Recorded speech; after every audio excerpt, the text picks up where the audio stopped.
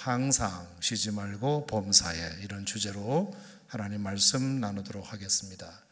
사실 이 말씀은 너무나 우리에게 익숙한 말씀이라 이 구절을 누군가는 분명히 제출할 줄 저도 알았습니다. 하지만 오히려 그래서 특별한 감동이 좀 적을 수도 있는, 누구나 다 알지만 아무나 잘 안 되는 그런 구절 중에 하나가 또 이 본문이 아닌가 생각합니다. 익숙하기는 너무 익숙한데, 이 말씀의 가치도 잘 아는데 제대로 살기는 너무 어려운, 그래서 말씀과 내 삶의 괴리만 키우는 것 같은 그런 구절이라고도 여겨집니다. 알기는 아는데, 외우기도 잘하는데, 이 말씀 좋아도 하는데 실제로는 잘 안 되는 말씀 중 하나입니다. 하지만 여러분, 제가 분명히 말씀드리고 싶은 것은 모든 말씀이 다 그러합니다만 이 말씀 역시도 우리들에게 정말로 필요해서 주신 말씀일 거고, 실제로 이 말씀대로 사는 게 가능하니까 주신 말씀일 테니까 여러분 다시 한번 이 말씀을 붙들고 이 말씀의 가치를 제대로 알아서 마음 열고 오늘 이 말씀 한번 받아보시기를 바랍니다. 말씀의 능력이 여러분 것 되기를 주의 이름으로 축원합니다. 한 번 더 따라 하시죠. 항상 기뻐하라, 쉬지 말고 기도하라, 범사에 감사하라. 자, 좀 다른 얘기긴 한데요, 해밍웨이라는 소설가를 여러분 잘 아시죠? 미국이 나온 세계적인 소설가고 또 당연히 노벨 문학상도 받은 천재적인 소설가인데, 아마 여러분 집 책꽂이에도 무기여 잘 읽거라, 노인과 바다, 누구를 위하여 종은 울리나, 이런 책들은 아마 여러분 책꽂이에도 있으리라 생각합니다.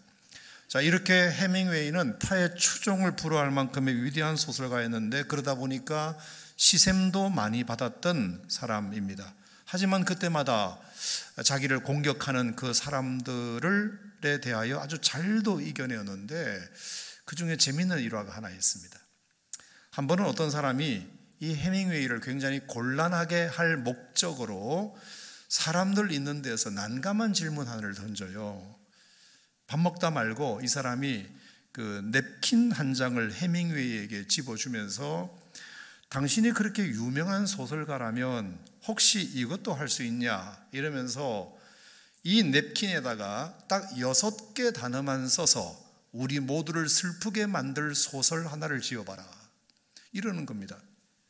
이건 완전히 해밍웨이를 궁지에 몰아서 창피해 주려는 그런 의도죠. 아무리 천하의 해밍웨이라 하더라도 어떻게 단어 6개로 소설을 씁니까? 어떻게 단어 6개로 모두를 슬프게 만들 이야기를 씁니까? 6개짜리 단어로 된 소설이 어디 가능이나 합니까? 하여 해밍웨이도 이 괘씸한 의도를 잘 알기 때문에 그냥 거절해버릴까 생각했지만, 웬일인지 해밍웨이는 하나도 기분 나빠하지 않고 잠깐 생각에 잡히더니 정말로 6개 단어를 냅킨에 쓰기 시작하는데요, 이 내용입니다. 뭐라고 썼느냐 하면은 for sale 이렇게 썼고요, 그리고 baby shoes never won 이렇게 쓴 거예요. 자, 팝니다, 물건 팝니다, 베이비 슈즈를 팝니다, 애기 신발입니다. 그런데 한 번도 신어보지는 못했습니다. 바로 이 6단어에 해밍웨이를 곤란하게 만들고 싶었던 이 사람의 꼬리를 확 내려버립니다. 자기가 잘못했다고. 역시 당신은 훌륭한 소설가라고. 자, 이게 왜 이렇게 됐느냐 하면 감 잡으셨겠지만, 자, 지금으로 치면 당근마켓이나 중고장터나 번개장터 같은 데다가 아기 신발을 팔겠다고 내놓은 광고인데 한 번도 아기한테 신겨주지는 못한 신발이랍니다. 자, 그런데도 신발을 내놓은 거예요, 부모가. 설마 신발 사이즈가 안 맞아서 바꾸려고 내놓은 건 아니겠지요. 알고 보니까 이게 이제 뭐냐 하면은 어느 젊은 부부에게 이제 아기 하나가 출산할 예정이었는데 배가 점점 불러오자 그 아기가 태어나면 신겨주려고 시장에 가가지고 예쁘고 앙증맞은 신발 하나를 미리 사둔 겁니다. 그러니 그 부부는 그 새 신발만 보면 그렇게 설렐 수가 없어요. 미리 매일 보고 만지작거리면서 그 신발의 주인공이 태어나기만을 손꼽아 기다리는 겁니다. 그렇게 이제 산딸이 되자 마침내 이 신발 우리 애기에게 신겨줄 수 있겠구나 그러면서 부푼 꿈 가운데 기다리게 되는데, 갑자기 아침에 아내가 뭔가 배가 이상하대요. 되게 힘들대요. 아프대요. 그래서 참다가 병원을 갔더니 세상에 그 아이가 뱃속에서 숨을 쉬지 않다더라. 숨을 안 쉰다더라. 이 청천벽력 같은 소식 앞에 결국 그들은 이미 뱃속에서 죽은 아이를 꺼내는 수술을 급히 진행할 수밖에 없었다. 자, 이런 경우이거나 아니면 태어나긴 잘 태어났는데 아기가 너무 몸이 작고 약해서 아무것도 먹지 못하고 계속 시름시름 앓기만 하다가 온갖 방법을 다 써도 안 되더니 결국 얼마 안 되어 숨을 거두었다, 이거나. 자, 이유는 모르지만 그 신발이 주인을 잃어버린 것만큼은 분명하다. 그러니 이 부모에게는 이보다 더 억장 무너지고 가슴 미어질 이야기가 또 어디 있겠습니까? 특히 아내는 그 아기 신발만 끌어안고 밤낮을 우는데 몇 날 며칠이 지나도 그 눈물은 그칠 줄 모르는 것입니다. 그러자 지켜보던 남편이 안 되겠다, 이러다가 우리 다 죽겠다 싶어가지고 나도 너무 슬프고 감당할 길 없지만 그 아픔을 얼른 잊어버리기 위해서라도 얼른 이 신발을 중고장터에 내놓아야 되겠다고 결정한 것입니다. 그래서 for sale 팝니다. 베이비 슈즈, 애기 신발입니다. 레벨 1. 한 번도 신겨주지는 못했습니다.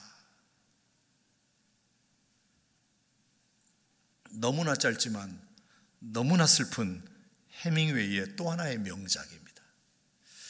그러자 이 해밍웨이를 면박주려던 친구의 해코지는 보기 좋게 실패하고 오히려 해밍웨이의 그 문학적 탁월성만 더 빛나게 되었다는 얘기인데, 제가 이거를 딱 보면서 든 생각이 뭐냐, 그렇다면 우리에게 필요한 6단어가 있다면 뭘까? 사실 우리에게도 때로는 나를 넘어뜨리려고 하고 치고 들어오는 공격들이 제법 많은데, 그때마다 맞으면 쓰러지고 넘어지고 그러는데, 이제는 맞아도 쓰러지지 않고 넘어뜨리려고 해도 넘어지지 않고 스트레스 받지 않고 잘 이겨낼 수 있는 나만의 6단어가 있다면 뭘까? 해밍웨이는 그 6단어로 모든 사람을 울리는 글을 썼다지만 나는 과연 어떤 6단어로 내 힘든 이 역경과 어려움을 이겨낼 수 있을까 생각했는데, 쟤는 머리가 나빠가지고 생각이 안 났지만 성경에 그 답이 있었습니다. 그 6단어가 뭘까요?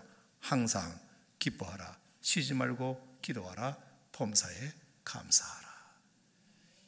이 3구절로 된 6단어가 오늘의 이 어떤 역경과 어려움이 오더라도 물리칠 수 있는, 이길 수 있는 비법이라고 생각하는데 동의하시면 아멘 하시기 바랍니다. 자, 그래서 제가 이번 기간에 되게 많이 바빴는데 그래도 이제 한번 정리를 해본 게 뭐냐면, 어차피 내 인생에도 매 순간 일어나는 어려움들이 많은데 그것에 지지 않고 잘 이겨내기 위해서는 다음에 2가지가 항상 장착되어 있을 필요가 있겠구나. 첫 번째가 뭐냐면, 이런 어떤 어려운 상황이 닥쳤을 때 그 상황을 내게 도움이 되도록 잘 해석해내는 해석의 틀이 일단 필요하겠다. 해석의 틀. 어쨌든 삶은 우리가 해석이라고 믿고 있는데 같은 상황도 어떻게 해석하느냐에 따라서 의미가 달라질 수 있지 않습니까? 내 삶과 관계들과 상황들을 바라보는 좋은 해석의 틀을 갖고 있는 것은 인생에 얼마나 도움이 되는지 모릅니다. 자, 어떤 사람은 그래서 자신에게 일어나는 모든 상황을 긍정적으로 자기에게 도움이 되는 쪽으로 의미를 부여하는 사람이 있는가 하면, 어떤 사람은 부정적으로 자신에게 피해만 주는 일로 간주하고 무의미하게 처리해버리는 사람들도 있지 않습니까? 이왕이면 사람은 좋은 해석의 틀을 갖고 있는 것이 매우 필요합니다. 매우 필요해요. 게다가 이 틀은 항상 우리에게 장착되어 있어야 합니다. 왜? 언제 우리의 삶의 역경과 어려움이 우리를 치고 들어올지 모르기 때문에 늘 구비되어야 합니다. 해석의 틀이 구비되어 있어야 됩니다. 하루 24시간 1년 360을 언제든지 수시로 예고 없이 다가오는 것이 우리에게 역경이고 어려움이기 때문이죠. 자, 그래서 첫 번째는 해석의 틀이 있었으면 좋겠다. 두 번째는 그 해석의 틀로 해석해낸 해석으로 이제는 그 상황들을 구체적으로 해결해 나가는 해결의 툴이 있었으면 좋겠다. 툴, 도구, 툴, 해결의 툴, 해석의 틀.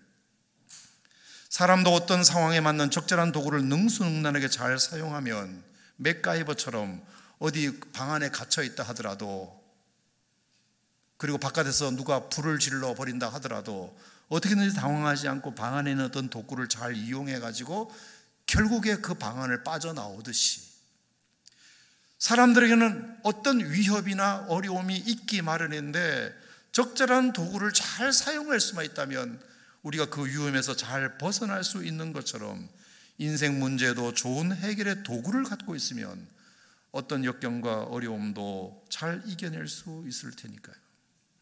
자, 그래서 두 가지 따라합시다. 해석의 틀이 필요하다. 해결의 툴이 필요하다. 가능하면 이 두 가지는 늘 항상 갖고 있으면 좋겠다. 쉬지 말고 구동시켰으면 좋겠다. 범사에 적용했으면 좋겠다는 것이 저의 생각입니다. 그래서 성경에 이 두 가지를 정확하게 기록해 둔 거구나. 성도들이여, 여러분들에게는 항상 있어야 될 것이 있습니다. 성도들이여, 여러분에게는 항상 해야 할 것이 있습니다. 이러면서 이것이 가장 좋은 해석의 틀입니다. 이것이 가장 좋은 해결의 툴입니다 라고 말씀해 놓은 것이 성경에 있더라고요. 자, 그게 뭐냐? 고린도전서 10장 13장 13절, 그런즉 믿음, 소망 이 세 가지는 항상 있을 것인데, 이게 해석의 틀이다. 항상 기뻐하라, 쉬지 말고 기도하라, 범사에 감사하라. 이게 해결의 툴이다. 너무 단순하지만 너무 명약관화한, 우리같이 믿는 사람들에게는 더 말할 것도 없는 가장 좋은 해석의 틀, 해결의 툴이라고 생각합니다. 자, 그러면 이제 한번 얘기를 해보겠는데, 자, 첫 번째, 왜 믿음, 소망, 사랑 이 세 가지가 항상 있을 필요가 있느냐? 믿음이라는 것은 내 삶에 정말로 좋은 해석의 틀입니다. 우리는 하나님을 믿는 사람들이니까, 하나님 살아계심을 아는 사람들이니까 모든 상황을 믿음으로 해석하는 겁니다. 믿음으로, 하나님의 관점으로, 하나님의 시선으로 하나님은 이 문제를 어떻게 보실까, 그 믿음을 해석의 틀로 넣어서 해석해내는 겁니다. 여러분, 그러면 그 모든 상황들이 다 여러분들에게 도움이 되는 쪽으로 해석될 수 있으리라 저는 생각합니다. 또 왜 소망이 해석의 틀이 될 수 있나요? 그 하나님이 이 상황을 다 보고 알고 계시니 어떻게든지 해결해 주실 것을 기대하고 소망하고 신뢰하고 합력하여 선을 이루실 것을 바라볼 수 있으니까 그 소망이 또 중요한 해석의 틀이 됩니다. 왜 사랑이 중요한 해석의 틀이 될 수 있을까요? 혹시 내게 닥치는 어려움들이 내가 원하는 방향으로 풀리지 않고 여전히 그 어려움이 해결되지 않는다 하더라도 그래도 하나님의 날 향한 사랑만큼은 변함이 없다는 것을 내가 아니까 하나님의 사랑이 또 중요한 해석의 틀이 됩니다. 제가 자주 들었던 예화 있죠. 오늘까지 하면 이제 100번 정도 하는 건데, 자, 늙은 당나귀 이야기입니다. 늙은 당나귀 한 마리가 우물에 빠졌어요. 다행히 물이 없어서 익사의 위험은 없었으나 제법 깊은 우물이라서 당나귀 스스로의 힘으로는 우물 밖을 못 나오게 생겼습니다. 그래서 당나귀는 살려달라고 누구 없냐고 깊은 우물에서 비명을 지르는데 마침 다행스럽게 그 우물 곁을 누가 지나갔냐면 당나귀 주인이 지나갑니다. 당연히 주인은 그 익숙한 비명 소리에 놀래가지고 우물 속을 들여다보는데 정말 자기가 기르던 늙은 당나귀가 우물에 빠져가지고 막 비명을 지르고 있는 겁니다. 다행히 그래서 주인과 당나귀가 눈이 딱 맞았어요. 눈이 딱 마주쳤어요. 자, 그런데 웬일인지 주인은 그 당나귀를 보자마자 딱 뒤로 돌아서면서 무슨 생각을 했나 하면 잘 됐다. 저 당나귀 이제 있어봐야 사료만 축내고 그러는데 그냥 이참에 내가 그냥 묻어버려야 되겠다 이 생각을 하고 얼른 집에 가가지고 삽을 가지고 와서는 주변에 흙을 퍼서 우물 속으로 막 퍼넣기 시작한 겁니다.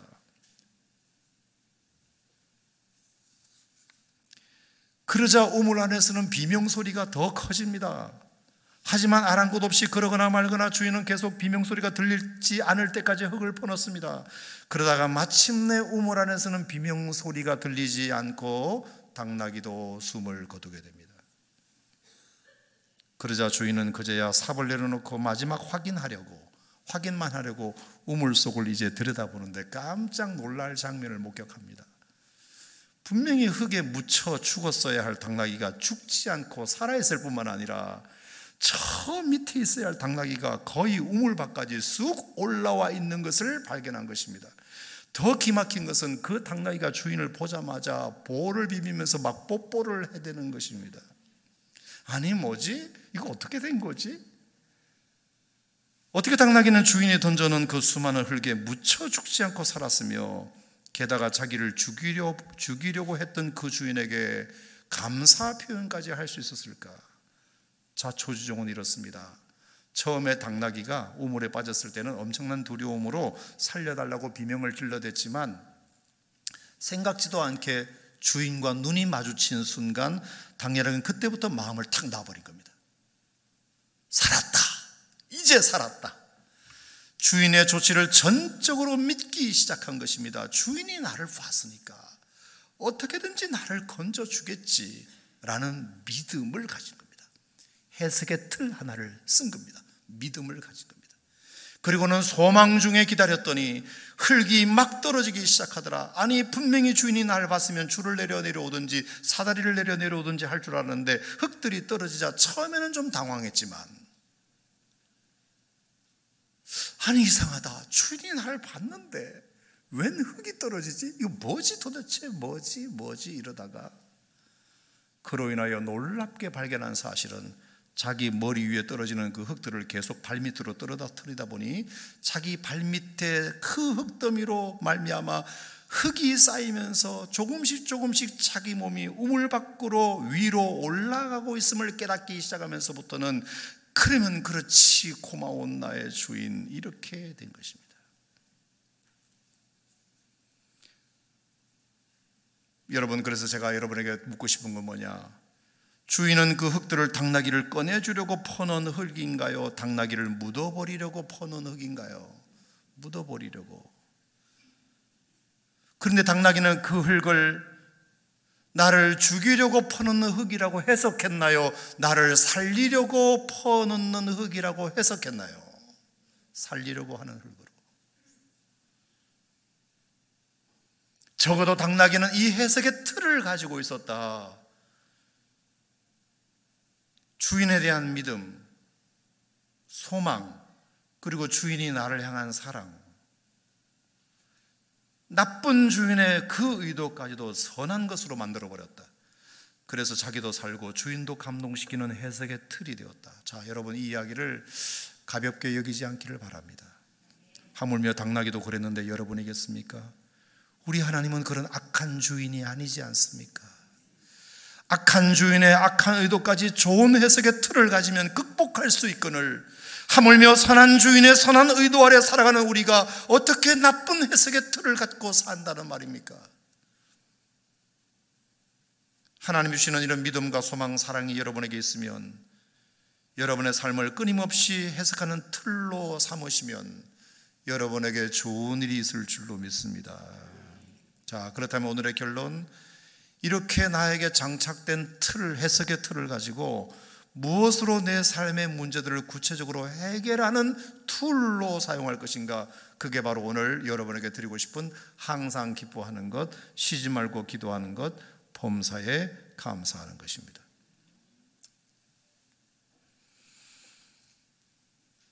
저는 여기에 좋은 모델이 세 사람이 있어서 여러분들 좀 소개해 볼까 하는데요. 항상 기뻐함으로 문제를 해결했던 사람, 쉬지 말고 기도함으로 문제를 해결했던 사람, 범사에 감사함으로 문제를 해결했던 사람이 있습니다. 정말로 해결에 있어서 가장 좋은 툴 중에 하나입니다. 자, 그 사람이 누구냐? 첫 번째 다윗입니다. 다윗. 자, 시편 4편 7절을 우리 한번 찾아보겠습니다. 시편 4편 7절.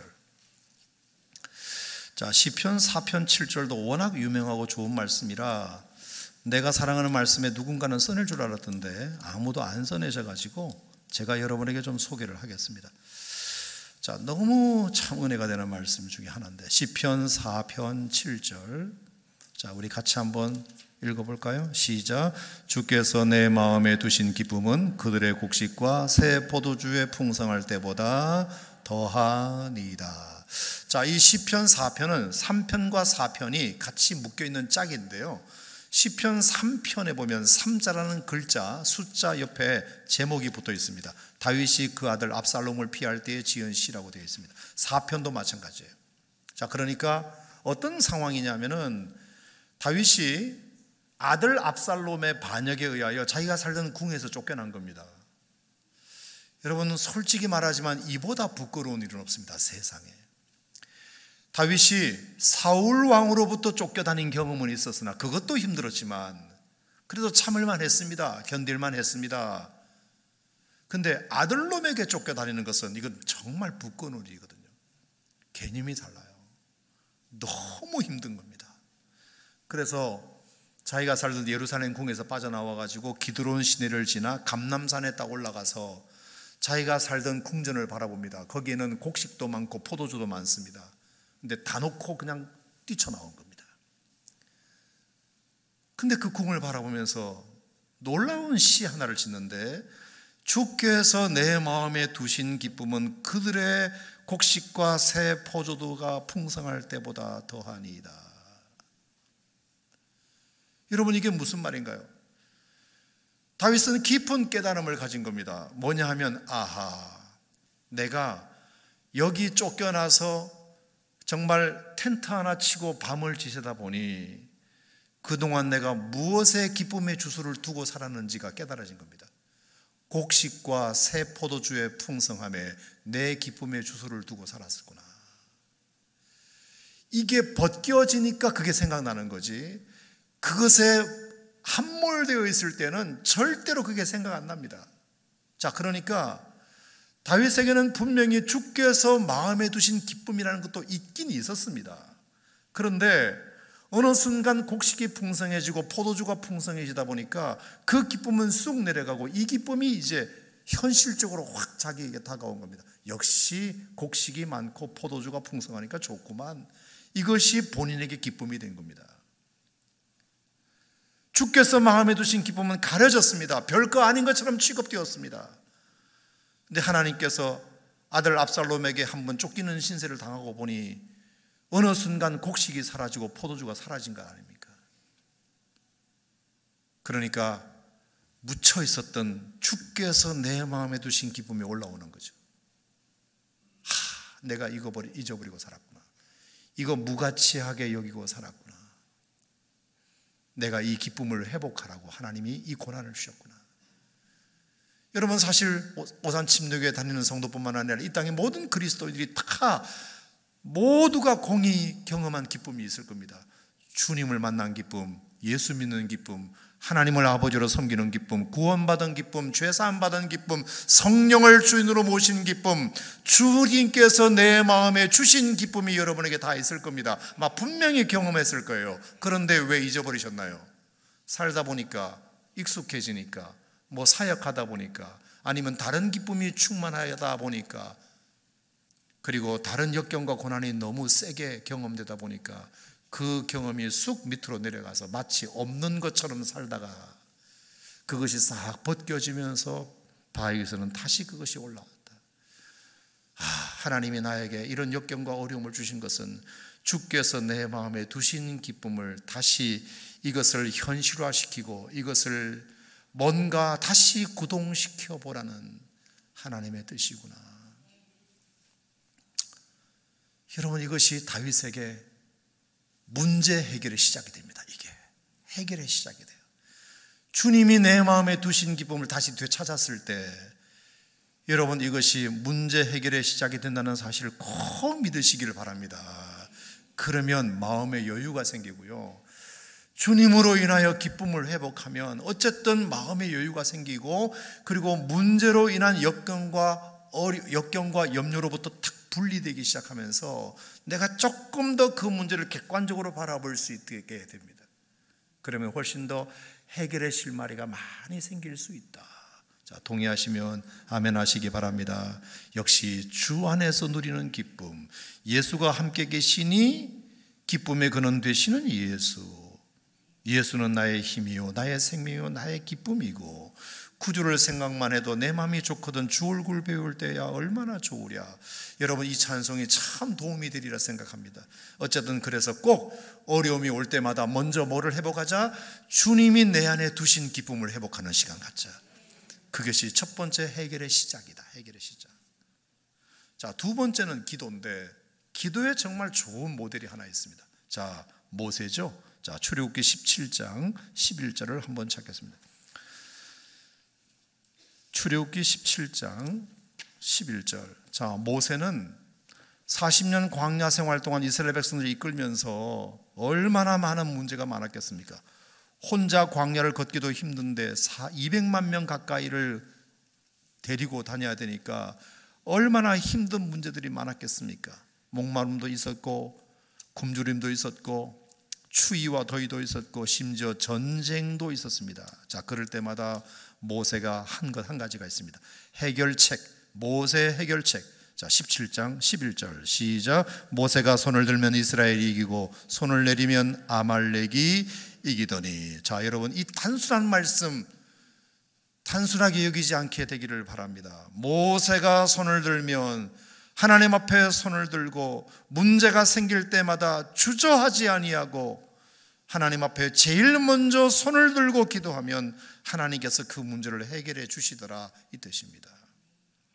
여러분, 아무리 강조도 지나치지 않는 것이 있으면 역시 기도가 아니겠습니까? 자, 그런데 우리의 기도 생활이 어떠냐? 우리의 삶의 위기는 경제적 위기, 정치적 위기, 도덕적 위기, 환경적 위기, 교육의 위기, 나름 전문가들이 분석을 많이 해놓지만 우리 예수 믿는 사람들이 볼 때는 옛날보다 기도하지 않는 위기가 진짜 위기가 아닌가. 어떤 큰일을 만나도 보이는 사람이나 보이는 방법만 찾으려고 할 뿐 보이지 않는 하나님은 찾지 않는 위기, 그동안 쌓아온 경험이 있으니, 지식이 있고 기술이 있으니, 머리도 있고 지인도 많으니 그걸로만 해결하려고 할 뿐 더 이상 겸손히 무릎 꿇고 진심으로 매달려 보지 않는 위기, 천부여 의지 없어서 손들고 옵니다. 주님 나를 박대하시면 내가 어디로 가겠습니까? 이것이 없어진 위기, 이것이 없어진 위기.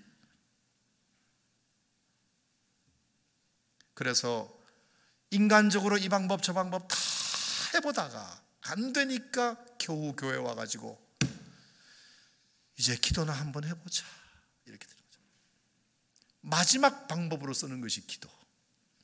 이 방법 저 방법 안 되니까 마지막으로 그냥 기도도 한번 해보자.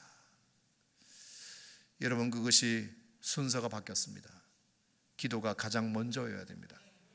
기도부터 하자. 기도부터. 어떤 문제가 생기면 그래, 일단 기도부터 하자. 자, 일단 우리가 하나님 앞에 기도부터 하자. 아멘. 그리고 나서 또 오르는 지혜, 그리고 나서 주시는 평강을 맛보고, 그리고 시작을 하고 움직여도 움직여야.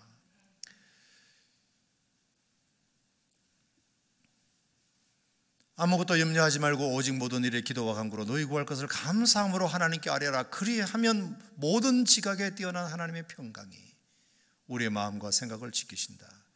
여러분, 문제 앞에서 제일 무너지는 것이 우리의 마음과 생각이 무너지는 거거든요. 사람이 당황하게 되면 마음과 생각이 무너져서 어떻게 해야 될지를 몰라서 엉뚱한 선택을 할 수가 있습니다. 급하니까. 그럴수록 우리가 기도하면 하나님이 내 마음에 평강을 주셔서 일단 그 문제로부터 내 마음이 분리가 되기 시작하고, 그러면 그 문제를 객관화하게 되고 바라보게 되면 없던 지혜가 떠오르게 되고, 아, 문제를 이렇게 해결하면 되겠구나. 여러분, 꼭 경험해 보시길 바랍니다. 하나님이 주시는 이 기도의 축복입니다. 축복이에요. 그러면 하나님께서 생각나지도 않은 사람이 생각날 수도 있고요, 생각지도 못하는 사람이 또 나를 도와주겠다고 올 수도 있고요. 꼭 이것을 여러분 경험하셨으면 좋겠어요. 이것이 두 번째 해결의 툴입니다. 해결의 툴. 세 번째는 감사에 대한 정말로 좋은 모델이 하나 있습니다. 다니엘입니다. 다니엘. 자, 다니엘서 6장 10절 말씀을 보겠습니다. 구약 성경 다니엘 6장. 자, 다니엘도 어지간히 어려운 일을 겪었던 사람입니다. 자, 그런데 어떻게 해결했느냐, 이 문제를. 자, 다니엘서 6장 10절. 우리 다 같이 한번 읽겠습니다. 구약 성경 다니엘서 6장 10절 시작. 다니엘이 이 조서에 왕의 도장이 찍힌 것을 알고도 자기 집에 돌아가서는 그 방에 예루살렘으로 향하여 성문을 열어놓고 전에 행하던 대로 하루 3번씩 무릎을 꿇고 기도하며 하나님께 감사하였더라. 자, 이 상황은 여러분 잘 아시죠? 다니엘이 국무총리였는데 정권이 3번 바뀌고 왕이 5번 바뀌는 동안 다니엘이 여전히 고위직을 유지하고 있으니까 주변에 시샘하는 사람들이 많았습니다. 그래서 어떻게든지 다니엘을 끌어내리려고 했는데 책 잡을 것이 없고 흠 잡을 것이 없어서 이제는 악법 하나를 만듭니다. 왕을 싹 꼬셔가지고, 왕이시여, 공론 통일을 위해서 이 법을 하나 만듭시다. 앞으로 한 달 동안 왕 외에 다른 신에게 절하거나 예배하거나 기도하면 지위 고하를 막론하고 사자굴에 던져놓는 법을 만들어야 됩니다. 이거는 공론 통일을 위해서 왕의 권위를 세우는 데 있어서 꼭 필요한 법입니다. 그랬더니 멍청한 왕이 도장을 확 찍어버립니다. 여러분, 이것은 다니엘 죽이기 프로젝트입니다. 다니엘이 그걸 압니다. 알아요. 그러면 자기가 지금까지 해왔던 영적인 루틴이 있습니다. 그 루틴을 잠시 접을 것인가, 소니가 올 때는 피해야 되니까 일단 한번 피하고 보자, 이렇게 할 것인가, 아니면 내가 그렇다고 해서 이 영적인 루틴을 내가 포기하는 건 말이 안 되지. 그래서 오늘 본문에 보면 왕의 도장이 찍힌 것을 알고도 자기 총리 공간에 돌아가서는 예루살렘으로 향하여 창문을 활짝 열어놓고 원래 행하던 방식으로 하루에 3번씩 무릎을 꿇고 기도하는데 그 기도의 내용이 다 감사하는 내용이었더라. 무슨 감사이겠습니까? 포로의 신분이었지만 지켜주심에 대한 감사, 지금까지. 포로였지만 이방 나라의 일꾼으로 고위직으로 지금까지 쓰임받게 하신 것에 대한 감사. 고난을 받긴 받더라도 자신의 잘못이 아니라 신실한 나의 믿음 때문에 받게 하심을 감사. 그리고 이런 악한 상황 속에서도 낙담하거나 원망하지 않고 전과 같이 기도하며 감사하고 있는 자신의 대견한 믿음을 인하여 감사. 그리고 이 모든 것들을 하나님이 다 보고 계시기 때문에 반드시 합력하여 선을 이루실 거라는 것에 대한 미리 감사. Thank in advance. Thank in advance. 미리 하나님께 감사. 그리고 딱 마무리를 했는데 아니나 다를까 다음날 전부 다 CCTV 다 비디오로 찍어가지고 고발당해가지고 결국에 사자굴에 던져놓은 을 받긴 받는데 하나님이 정말 놀랍게 역사하시사 그날 사자의 입을 합주기가 됩시다 합하시사, 그날 사자의 입맛이 떨어지게 하시사 다니엘을 보고도 멀뚱멀뚱 쳐다보게만 하시사 사자굴에서 건짐받게 됩니다. 건짐받게 됩니다. 다른 것 한가 아무것도 없습니다. 그냥 하나님 앞에 기도하고 하나님께 감사했더니 그것이 해결책이 되어서 해결의 툴이 되어서 누구도 해결할 수 없는 그 문제를 일거에 해결하는 모습을 보면서 여러분, 우리는 무슨 생각을 해야 하겠습니까? 여러분에게 묻고 싶습니다. 여러분이 가지고 있는 해석의 틀은 뭡니까? 문제가 생길 때마다 남 탓하는 겁니까? 이건 사회 구조적 문제야, 정치인들 문제야, 이러시기만 하시겠습니까? 부모 잘못 만난 죄야, 결혼 잘못한 죄야, 돈 없고 백 없는 부모 잘못 만난 죄야, 이런 해석의 틀만 가지고 인생을 산다?